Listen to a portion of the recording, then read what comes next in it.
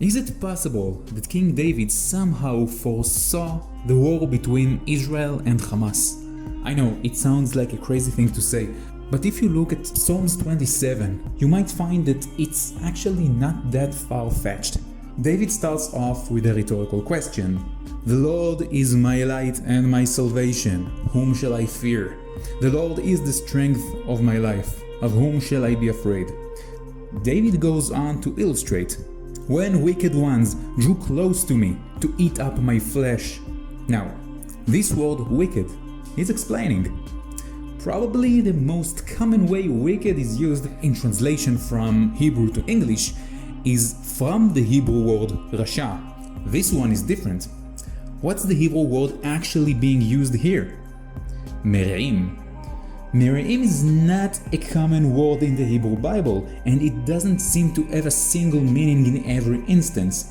It could mean wicked, but ironically it's also used as friends, from the Hebrew word re'ah. Anyway, this is where things get intriguing. The Nova Festival, where the killing started, where was it?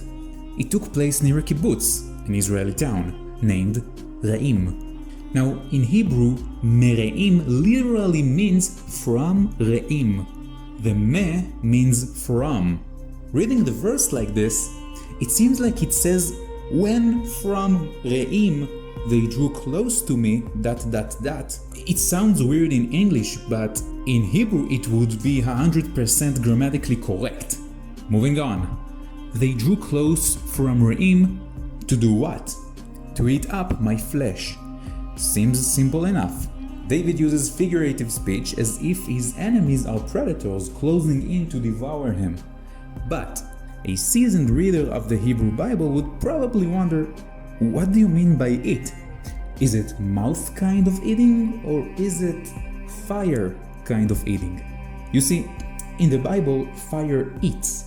The most common word used to translate the fire eating is consume, which is not bad, but still creates a gap, since in Hebrew both creatures and fire use the exact same verb, achal, which is to eat.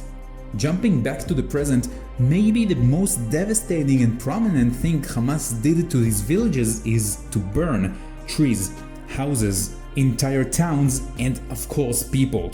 The psalm says, eat up my flesh, with the exact same terminology it might use for setting people on fire. Literally, evil men drew close from Re'im to burn me up. Let's move on. Though an host should encamp against me, my heart shall not fear. Though war should rise against me, in this will I be confident. Suddenly, the hypothetical threat shifts from wicked people coming from Re'im wanting to burn David up to a full-fledged war with many enemies. David goes on to describe how they are doomed to fail as God protects him. Listen to what he says.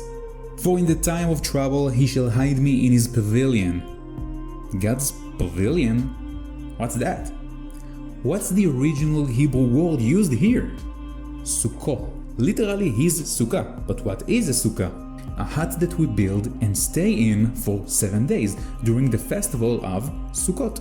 When did the massacre happen? Exactly on the day after Sukkot, the 8th day, a holy day on which we leave the sukkah and go back home. Before the psalm's conclusion, David asks God for his guidance and protection. Deliver me not over unto the will of mine enemies, for false witnesses are risen up against me, and such as breath out cruelty.